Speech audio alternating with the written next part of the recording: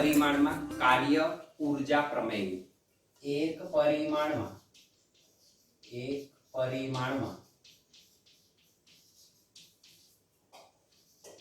કાર્ય ઊર્જા પ્રમેય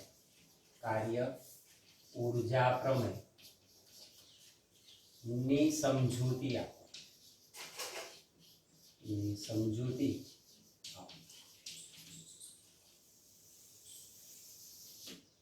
અથવા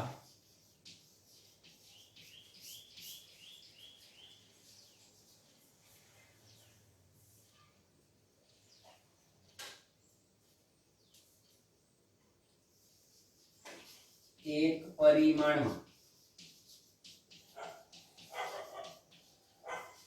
W બરાબર ડેલ્ટા કે સાબિત કરો. W બરાબર ડેલ્ટા કે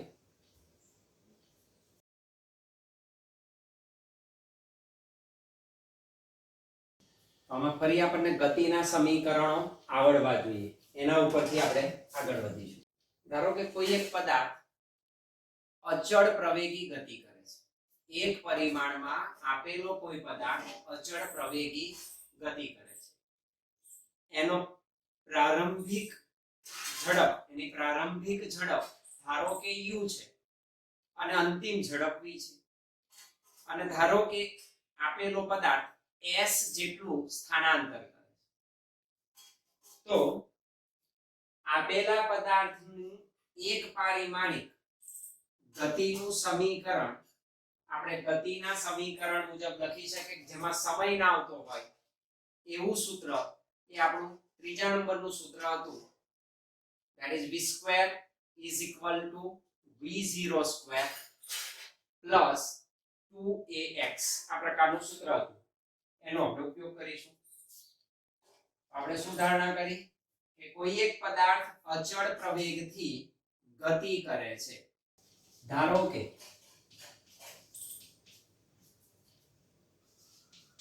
કોઈ એક પદાર્થ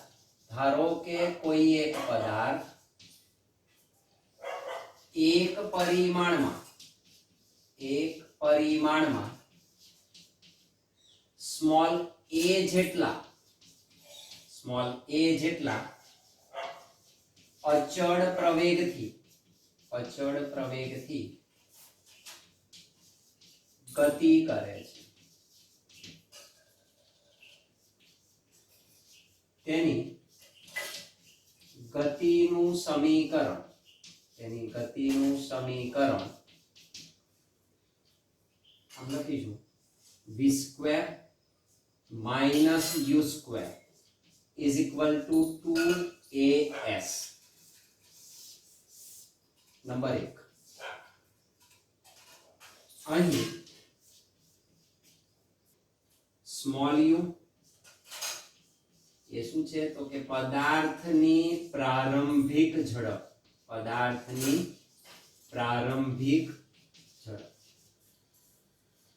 v પદાર્થની અંતિમ ઝડપ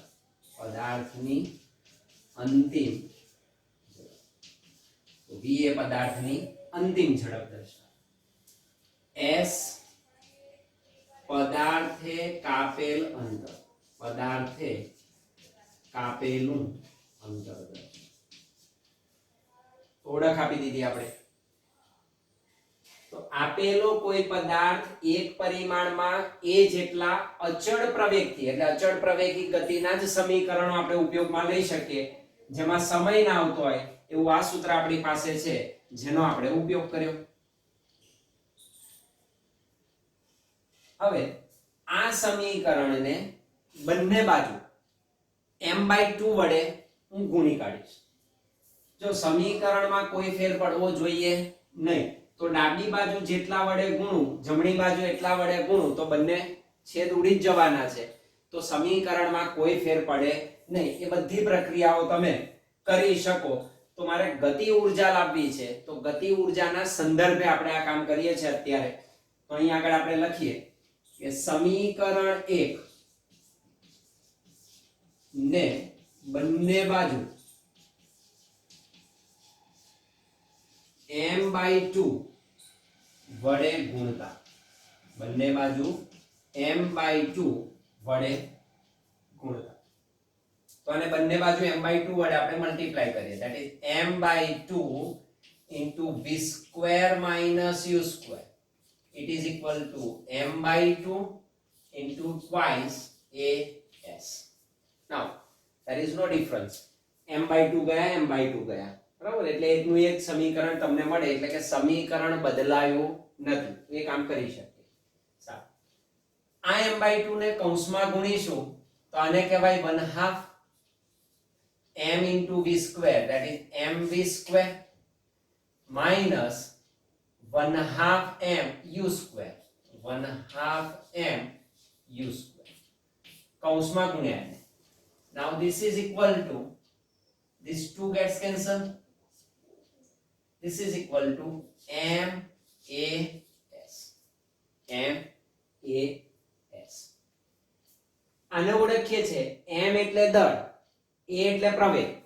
દળ ગુણ્યા પ્રવેગ તો ન્યૂટનનો ગતિનો બીજો નિયમ આપણને યાદ આવે, માં. F is equal to માં.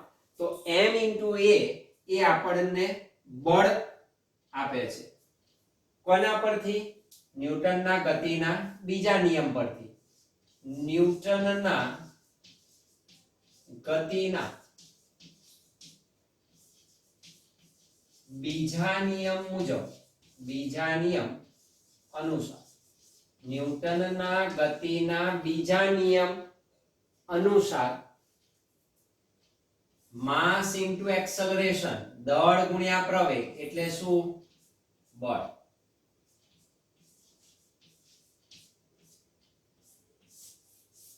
તો પદાર્થ પર લાગતું બળ મળે, દળ ગુણ્યા પ્રવેગ એટલે બળ F. તો F મૂકી દેવાય, અર્થાત 1/2 mv square minus 1/2 mu square is equal to m into a ની જગ્યાએ હું f મૂકી દઈશ, f into s. f into s. સમીકરણ 2.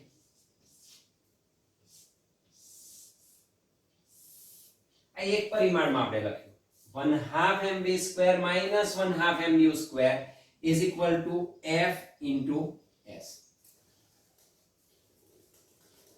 once more અહીંથી જ ફરી આપણે લખીએ પણ સદિશ સ્વરૂપે. આ એક પરિમાણ હતું, હવે હું ડાયરેક્ટ એને 3 ડાયમેન્શનમાં લખીશ. તો ત્રિપરિમાણમાં શું થાય? તો આ રીતે ના લખાય, એને સદિશના ફોર્મમાં લખવું પડે. હવે આપણી વાત અહીં આગળ આવે. સમીકરણ એકને ત્રિપરિમાણમાં દર્શાવે આખું આપણે સદિશ સ્વરૂપે રજૂ કરીશું. ત્રિપરિમાણમાં સદિશ સ્વરૂપે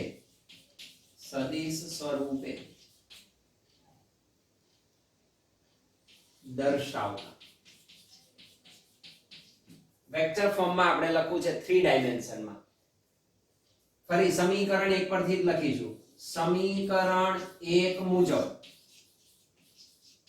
બરાબર ધ્યાન રાખજો. જો v ઝડપ ભલે રહે પણ આ પણ વેગ છે, આ પણ વેગ છે, અંતિમ વેગ છે, આ પ્રારંભિક વેગ થયો સદિશના સ્વરૂપે.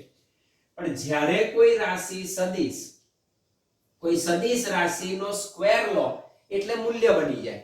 તો આ તો મૂલ્ય જ છે, આ પણ મૂલ્ય છે, એટલે આ ઝડપનો વર્ગ, આ પ્રારંભિક ઝડપનો વર્ગ, તો આ મૂલ્ય જ થયું.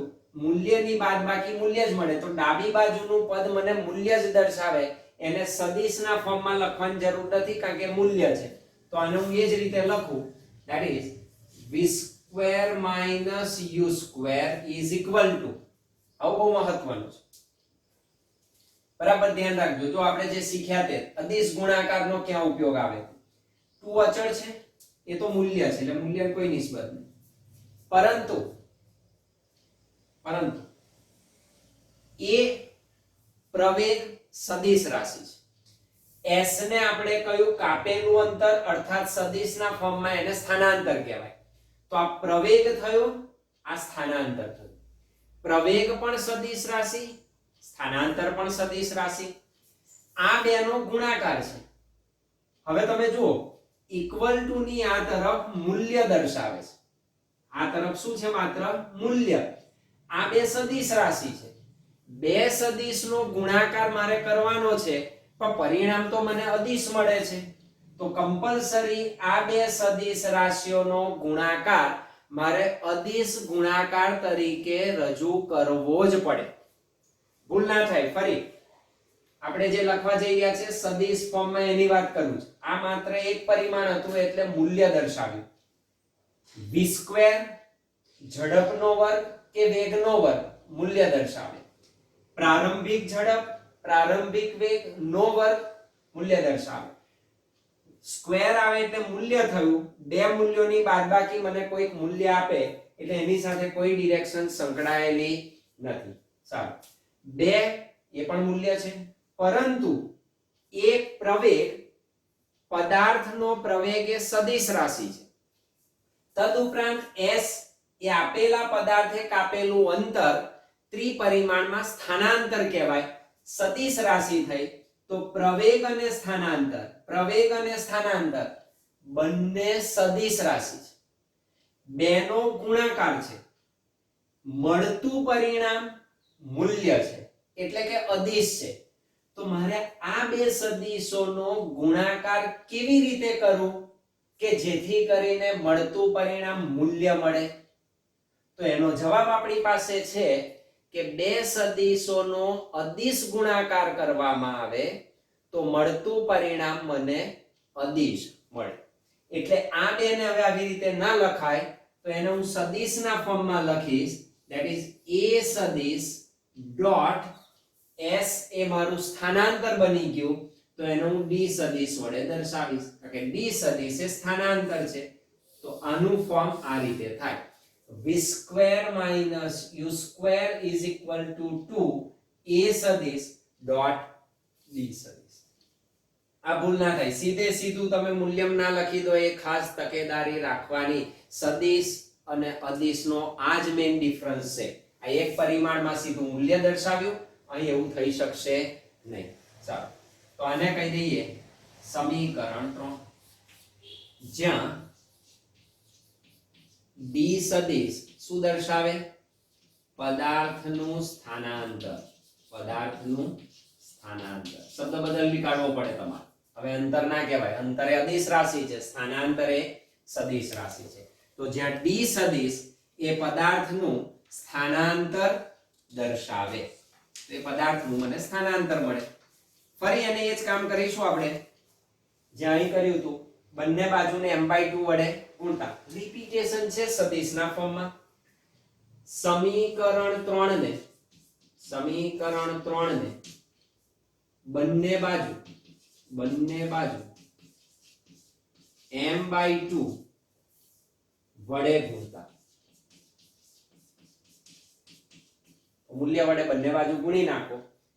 ફરી એકવાર m/2 into v² minus u² is equal to m/2 into 2 a સદિશ dot d સદિશ, a સદિશ dot d સદિશ. Now these two gets cancelled. Therefore કૌંસ છોડીએ, that is 1/2 mv² minus 1/2 mu² is equal to m a સદિશ dot d સદિશ. જો દળ અદિશ છે, આની સાથે પણ ગુણો કે આની સાથે પણ ગુણો, કોઈ ફેર પડે નહીં. તો મેં દળને a સદિશ સાથે ગુણી લીધું, મલ્ટીપ્લાય આની સાથે કર્યું. આની સાથે પણ કરી શકાય કોઈ, પણ અહીંયા આગળ મને એક ચોક્કસ મતલબ મળે છે m into a સદિશ. તો હવે જો દળ ગુણ્યા પ્રવેગ સદિશ છે તો મને આપે બળ સદિશ. તો એ પણ સદિશ રાશિ આવે ન્યૂટનના બીજા નિયમ પરથી. જે છે એનું એ જ છે ત્યાં આગળ ફોર્મેશન. અર્થાત ન્યૂટનના ગતિના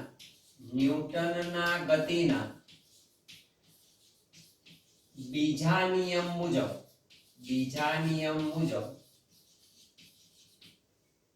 શું લખી શકાય? તો કે m a સદિશ, આ જોયું તો આપણે કોઈ સદિશનો અદિશ સાથેનો ગુણાકાર પરિમાણ ધરાવતી રાશિ, આખી રાશિ બદલાઈ ગઈ.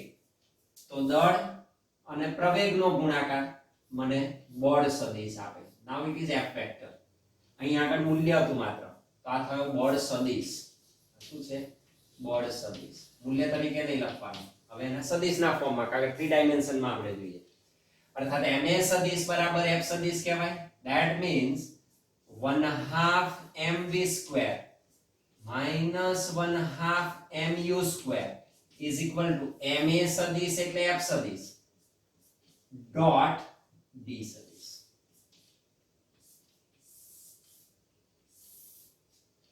That is number 4.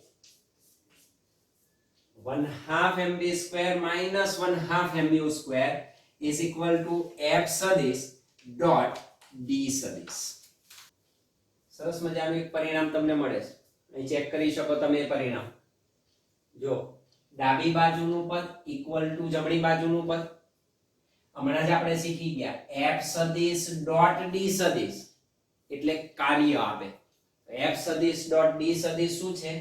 એ કાર્ય છે. બળ અને સ્થાનાંતરનો અદિશ ગુણાકાર. હું અહીં નોંધી રાખું, જ્યાં f સદિશ ડોટ d સદિશ is equal to w બરાબર કાર્ય. f સદિશ ડોટ d સદિશ બરાબર w કાર્ય છે. એટલે શું? બળ સદિશ અને સ્થાનાંતર સદિશનો અદિશ ગુણાકાર. બળ f સદિશ અને સ્થાનાંતર d સદિશ નો અદિશ ગુણાકાર. એટલે જ કાર્ય. કાર્યની ડેફિનેશન થઈ. f ડોટ d એટલે બળ સદિશ અને સ્થાનાંતર સદિશનો અદિશ ગુણાકાર. એ આપણને કાર્ય જેટલો મળે. તો f ડોટ d એ કાર્યને રજૂ કરે છે. જો આનું અર્થઘટન કરી આપણે. ડાબી બાજુ જુઓ, 1/2 mv સ્ક્વેર છે અને આ છે 1/2 mu સ્ક્વેર. m એટલે દળ, v એટલે અંતિમ ઝડપ, u એટલે પ્રારંભિક ઝડપ. તો અહીં તમે જોઈ શકો ડાબી બાજુના પદમાં અંતિમ ઝડપ, પ્રારંભિક ઝડપ ના વર્ગ ની સાથે દળનો ગુણાકાર નું અડધું મૂલ્ય નો તફાવત. અંતિમ પ્રારંભિક ઝડપના વેગ ના વર્ગ ના દળ સાથેના ગુણાકાર ના અડધા મૂલ્ય ના તફાવત ઇક્વલ ટુ કોના જેટલો મળે તમને? f ડોટ d જેટલો મળે. f ડોટ d ને શું કહ્યું? કાર્ય. તો કે આ ડિફરન્સ કાર્ય જેટલો હોય. આ જે મળે છે 1/2 mv સ્ક્વેર કે 1/2 mu સ્ક્વેર, એને કહેવાય ગતિ ઊર્જા. પદાર્થના દળ અને તેની ઝડપ ના વર્ગ ના ગુણાકાર ના અડધા મૂલ્ય ને પદાર્થની ગતિ ઊર્જા કહેવાય. તો આ ગતિ ઊર્જાનો તફાવત છે. કોના જેટલો થયો? કાર્ય જેટલો. કાર્ય ક્યારે મળ્યું? તો કે આપેલા પદાર્થ પર f સદિશ જેટલું બળ લગાડતા. આ ખાસ ધ્યાન રાખવાનું, કાર્ય એમને એમ ના મળે. પદાર્થ પર બળ લાગે કે પદાર્થ દ્વારા કાર્ય થાય, જે પણ હોય તે. તો બળ દ્વારા પદાર્થનું સ્થાનાંતર થયું અને બળ દ્વારા પદાર્થનું સ્થાનાંતર થતા મને શું મળ્યું? કાર્ય. તો એ કાર્ય જેટલો હોય છે. તો ગતિ ઊર્જાનો ફેરફાર કોના જેટલો હોય? કાર્ય જેટલો હોય છે. અને કાર્ય ઊર્જા પ્રમેય કહેવાય. આ કાર્ય છે, આ ઊર્જા છે. અર્થાત ઇક્વલની નિશાની એવું કે ડાબી બાજુ જો ઊર્જા હોય તો આ પણ એક પ્રકારની ઊર્જા જ છે. અર્થાત કાર્ય એ ઊર્જાનો જ સ્વરૂપ થયું. તો કાર્ય ઊર્જા પ્રમેય તરીકે આપણે આને ઓળખીએ છીએ. સમીકરણ 4 ની ડાબી બાજુનું પદ ની ડાબી બાજુ નું પદ, લેફ્ટ હેન્ડ સાઈડ નું જે પદ છે તે, તો ડાબી બાજુનું પદ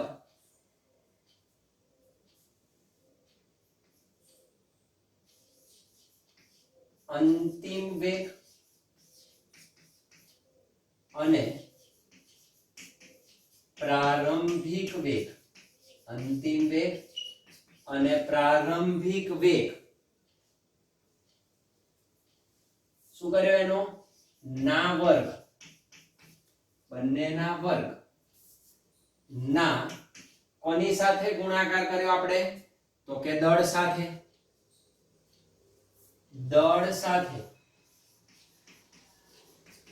ના ગુણાકાર, પછી શું કર્યું એનું અડધું મૂલ્ય કર્યું, ના અડધા મૂલ્ય, અંતિમ વેગ અને પ્રારંભિક વેગ ના વર્ગ ના દળ સાથેના ગુણાકારના અડધા મૂલ્ય નો શું લીધો આપણે તફાવત, ના તફાવત જેટલું છે. તો ડાબી બાજુનું પદ શું છે, અંતિમ વેગ અને પ્રારંભિક વેગના વર્ગના દળ સાથેના ગુણાકારના અડધા મૂલ્યના તફાવત જેટલું છે. જમણી બાજુ શું છે, તથા જમણી બાજુનું પદ, તથા જમણી બાજુનું પદ બળ સદિશ અને સ્થાનાંતર સદિશનો ગુણાકાર દર્શાવે છે. કેવો? અદિશ ગુણાકાર. જમણી બાજુનું પદ આપણે એને ડિફાઇન કર્યો હતો સ્થાનાંતર અને બળનો સ્થાનાંતરની દિશામાંનો ઘટક, તથા જમણી બાજુનું પદ એ સ્થાનાંતર સ્મોલ d અને બળના સ્થાનાંતર ની દિશામાંના ઘટક, ની દિશામાંના ઘટક f cos સ્થાનાંતર d અને બળના સ્થાનાંતરની દિશામાંના ઘટક ના ગુણનફળ અને એના ગુણાકાર, સદિશોનો અદિશ ગુણાકાર ગુણનફળ જેટલું છે. ડાબી બાજુનું પદ શું છે, જમણી બાજુનું પદ શું છે, આપણે એને ડિફાઇન કરી દીધું.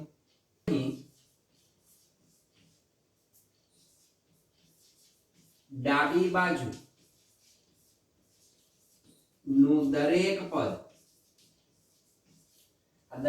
ડાબી બાજુ દરેક પદ ગતિ ઊર્જા દર્શાવે.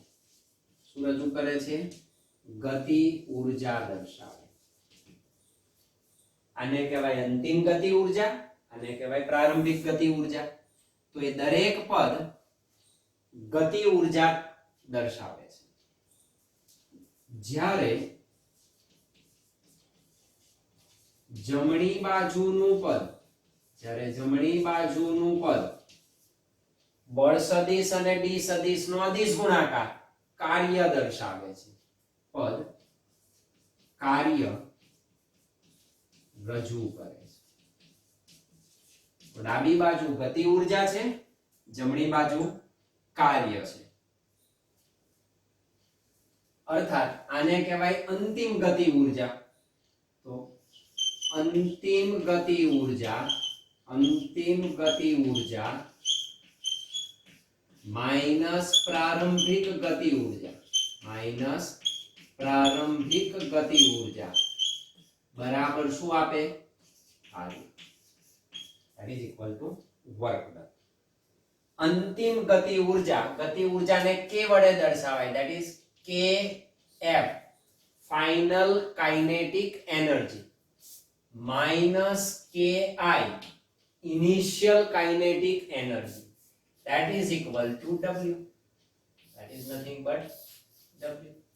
હવે આ શીખી ગયા આપણે બે રાશિનો તફાવત એટલે ડેલ્ટા વડે દર્શાવીએ તો આ ગતિ ઊર્જાનો તફાવત થયો that is equal to delta કે એને ડેલ્ટા કે વડે દર્શાવાય ડેલ્ટા એટલે તફાવત અંતિમ માઈનસ પ્રારંભિક it is equal to w.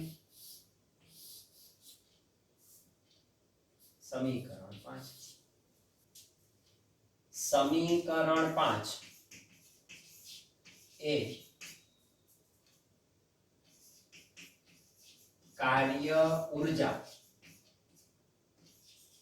પ્રમેયની સૂત્રાત્મક રજૂઆત દર્શાવે સૂત્રાત્મક રજૂઆત આ સૂત્રાત્મક રજૂઆત થઈ એને આપણે વિધાનાત્મક લખીશું એ શું કહે છે તે તો કાર્ય ઊર્જા પ્રમેયનું વિધાન કાર્ય ઊર્જા પ્રમેય બહુ બધી જગ્યાએ આવશે જ્યાં જ્યાં કાર્ય અને ઊર્જાનો ઉલ્લેખ આવશે આ પ્રમેય ઉપયોગમાં લેવો જ પડશે ડેલ્ટા કે ગતિ ઊર્જાનો ફેરફાર ઇક્વલ ટુ કોના જેટલો w કાર્ય જેટલો કણની અથવા તો પદાર્થની કણની ડેલ્ટા કે એટલે ગતિ ઊર્જામાં થતો ફેરફાર કણની ગતિ ઊર્જામાં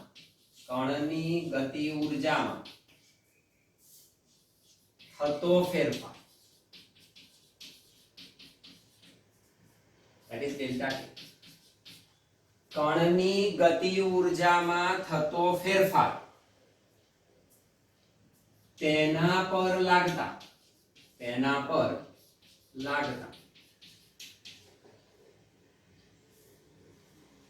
પરિણામી અથવા ચોખ્ખા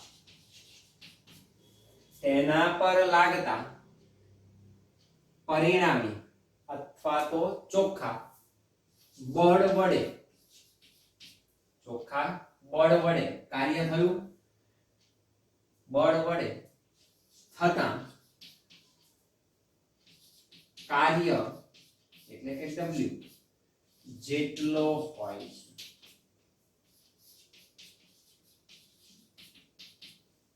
વિધાન ક્લિયર થઈ જવું જોઈએ કણની ગતિ ઊર્જામાં થતો ફેરફાર પદાર્થ કે કણ પર લાગતા પરિણામી બળ જેટલા બળ લાગતા હોય બધાનું પરિણામી તમારે શોધવાનું એ લાગતા પરિણામી બળ વડે જે કંઈ કાર્ય થાય ઇક્વલ ટુ એના જેટલો હોય છે તો ઘણીવાર પ્રશ્નમાં આવું પણ પૂછે કે એક પરિમાણમાં સાબિત કરો કે પછી અવતરણ ચિહ્નમાં આપી દે કે કણની ગતિ ઊર્જામાં થતો ફેરફાર તેના પર લાગતા પરિણામી બળ વડે થતા કાર્ય જેટલો હોય છે આવું સાબિત કરો આ પ્રશ્ન બિલકુલ પાક્કો થઈ જવો જોઈએ કારણ કે હજુ આપણે કાર્ય ઊર્જા પ્રમેય સંકલન વિકલન એટલે કલન શાસ્ત્રની રીતે પણ મેળવીશું આપણે જાણીએ છીએ કે વરસાદનું ટીપું નીચે તરફ લાગતા ગુરુત્વાકર્ષણ બળ અને વિરુદ્ધ દિશામાં લાગતા અવરોધક બળની અસર હેઠળ પડે છે અવરોધક બળ ટીપાની ઝડપના સમપ્રમાણમાં હોય છે એટલે કે ટીપાની ઝડપ વધે તો અવરોધક બળ વધે જે સામાન્ય રીતે જાણી શકાતું નથી ધારો કે 1 ગ્રામ દળનું દળ આપી દીધું મને સ્મોલ m બરાબર 1 ગ્રામ that is equal to 1 ગ્રામ એટલે 10 ની ઓછા 3 kg -3 kg એક ટીપું 1 કિલોમીટર ઊંચાઈએથી પડે છે હાઈટ આપી દીધી that is equal to 1 kilometre 1 kilometre એટલે 10⁻³ મીટર 1000 મીટર તે જમીન પર 50 મીટર પર સેકન્ડની ઝડપથી સ્પર્શે છે હવે જ્યારે વરસાદ પડતો હોય ત્યારે વરસાદ મુક્ત પતન થાય, જે ટીપું છે વરસાદનું એ વાદળમાંથી જ્યારે આવે ત્યારે એનું મુક્ત પતન થયું એમ કહેવાય. તો ગુરુત્વાકર્ષણની અસર હેઠળ એનું મુક્ત પતન આપણે શીખ્યા છે, એનો ઉપયોગ કરી શકાય. તો એની પ્રારંભિક ઝડપ 0 હોય. પ્રારંભિક ઝડપ કેટલી? 0. u લખી દઉં, u = 0 મીટર પર સેકન્ડ. પ્રારંભિક ઝડપ ટીપાની કેટલી છે? 0. ટીપાની પ્રારંભિક ઝડપ કેમ 0 લખી? મુક્ત પતન, એનું શું થાય છે? મુક્ત પતન થયું કહેવાય, એટલે 0, જેને આપણે કહેતા હતા v0 પ્રારંભિક ઝડપ. અહીં u લખીએ છીએ. 50 મીટર પર સેકન્ડની ઝડપથી જમીનને સ્પર્શે એટલે એની અંતિમ ઝડપ થઈ v. તો અંતિમ ઝડપ છે 50 મીટર પર સેકન્ડ. g લઈ લેવાય, ગુરુત્વાકર્ષણ નો અચળાંક, ગ્રેવિટી. તો ગુરુત્વ પ્રવેગ કેટલો? 9.8 મીટર પર સેકન્ડ સ્ક્વેર. 9.8 મીટર પર સેકન્ડ સ્ક્વેર. 10 આપી દીધેલું છે, આપણે 10 લઈ લઈએ. લગભગ ધારી શકો 10 મીટર પર સેકન્ડ સ્ક્વેર. બે વસ્તુ શોધવાની છે. ગુરુત્વાકર્ષણ બળ વડે કેટલું કાર્ય થાય? જ્યારે પણ કાર્ય શોધવાનું પૂછાય, સમજી લો કયા બળ વડે, તો એ ઉલ્લેખ હશે કોના વડે થયું, કયા બળ વડે કાર્ય થયું. એમને એમ ના પૂછે કાર્ય શોધો. ગુરુત્વાકર્ષણ બળ વડે કેટલું કાર્ય થાય? ગુરુત્વાકર્ષણ બળ એટલે અધો દિશામાં. તો ગુરુત્વાકર્ષણ બળ વડે થતું કાર્ય એને હું કહી દઉં Wg. હાલો, અને બીજું છે અજ્ઞાત અવરોધક બળ વડે થતું કાર્ય. અજ્ઞાત અવરોધક બળ, that is Wr. R is for resistive force. અવરોધક બળ, તો R is for resistive force. અવરોધક બળ વડે થતું કાર્ય, ના ગુરુત્વાકર્ષણ બળ વડે થતું કાર્ય શોધવાનું છે. જ્યારે ટીપું વાદળમાંથી નીચે તરફ આવે ત્યારે એની ગતિ ઉર્જામાં ફેરફાર થયો. શું બદલાયું? ગતિ ઉર્જાનો ફેરફાર થાય છે. પહેલું શોધવું છે મારે. શું? ગુરુત્વાકર્ષણ બળ વડે થયેલ કાર્ય. ગુરુત્વાકર્ષણ બળ વડે થતું કાર્ય. હવે જો હું રફ દોર દઉં. માન લો કે આ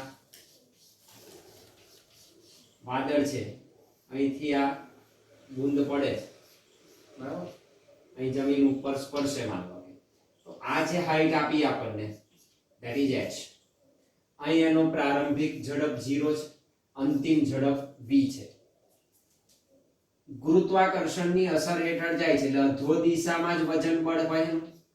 દળને કારણે, ટીપાનું દળને કારણે અધો દિશામાં બળ લાગે તો ગુરુત્વાકર્ષણ બળ કઈ દિશામાં છે? અધો દિશા. હાઈટ નીચે તરફ છે તો બંને જે દિશામાં બળ લાગે છે એ જ દિશામાં શું છે? એનું સ્થાનાંતર. ઉપરથી નીચે તરફ બળ પણ એ જ દિશામાં લાગે તો આને એક પરિમાણ કહેવાય. તો બળની દિશામાં જ સ્થાનાંતર થાય છે. હું આમ લખી શકું અહીંયા કે ગુરુત્વાકર્ષણ બળ વડે થતું કાર્ય, that is Wg is equal to બળ ગુણ્યા સ્થાનાંતર.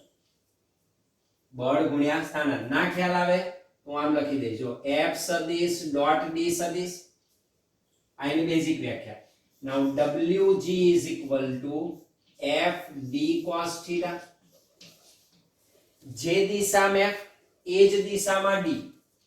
તો F સદિશ is parallel to D સદિશ.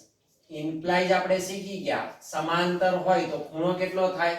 0. અર્થાત Wg is equal to FD cos 0. cos 0 નું મૂલ્ય કેટલું થાય? 1. અર્થાત FD. પણ કયું? ગુરુત્વાકર્ષણ બળ વડે થતું કાર્ય. તો બળ F એ કેટલું હોય? mg, એને કહેવાય માજી. F બરાબર માં અથવા F બરાબર માજી. જો ઉર્ધ્વ કે અધો દિશાની વાત હોય તો માજીને યાદ રાખવાના, સમક્ષ ક્ષિતિજ હોય તો માને યાદ રાખવાની. એટલું યાદ રાખો સરળ થાય. F એટલે mg, d સ્થાનાંતર, હાઈટ જેટલું, તો Wg બરાબર mgh. Now that is equal to દળ છે એનું 10⁻³ kg, g ને લઈ લઈએ 10 અને હાઈટ છે 10⁻³. So that is equal, this gets cancel, that is equal to 10 joule. કાર્યનો એકમ શું છે? જૂલ. તો ગુરુત્વાકર્ષણ બળ વડે થતું કાર્ય કેટલું મળશે? 10 જૂલ જેટલું પ્રાપ્ત થાય. બી, બીજો વિભાગ શોધીએ. અવરોધક બળ વડે કેટલું કાર્ય થાય? અવરોધક બળ વડે થતું કાર્ય.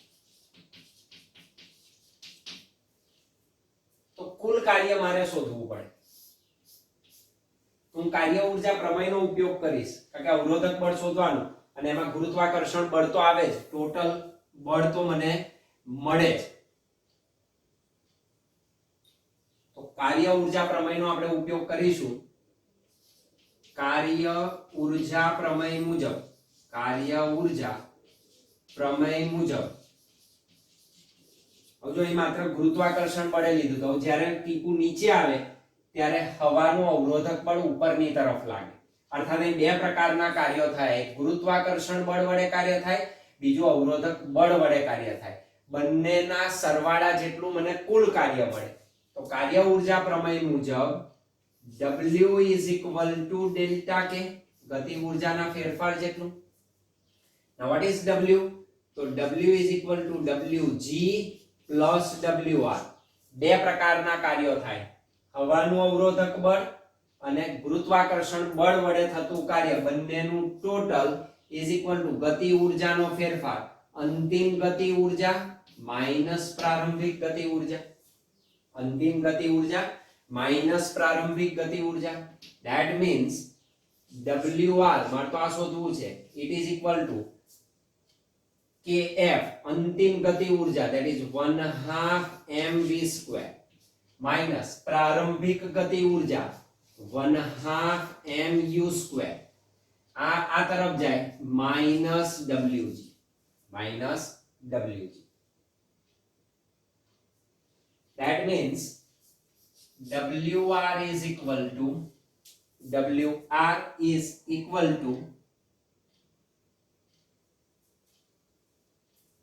now u is 0, u કેટલા? 0, એટલે this tends to 0, આ પદ 0 એટલે ગુણાકાર 0 થાય, તો રહેશે શું?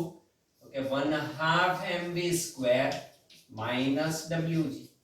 so this is equal to 1/2 m એટલે 10⁻³ v કેટલા છે? 50 નો વર્ગ minus Wg છે 10. so this is equal to 1/2 into 10⁻³ into 5 નો વર્ગ 25, 10 નો વર્ગ 100, 100 એટલે 10 ની 2 ઘાત minus 10. this is equal to -1 થશે, -3 + 2 -1, 25/2 એટલે 12.5 minus 10. this is equal to, એક પાછું ખસી જાવ તો 1.25 minus 10, it is equal to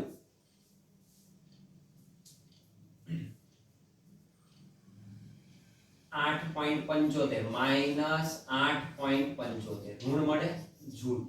Wr minus શું દર્શાવે? ઋણ નિશાની, વિરુદ્ધ દિશા. તો હવાનું અવરોધક બળ કઈ દિશામાં લાગશે? ઉર્ધ્વ દિશામાં. that is Wr is equal to -8.75. તો અવરોધક બળ હોવાથી નિશાની કેવી મળે છે? માઈનસ મળે છે. આ રીતે આ દાખલો ગણી શકાય.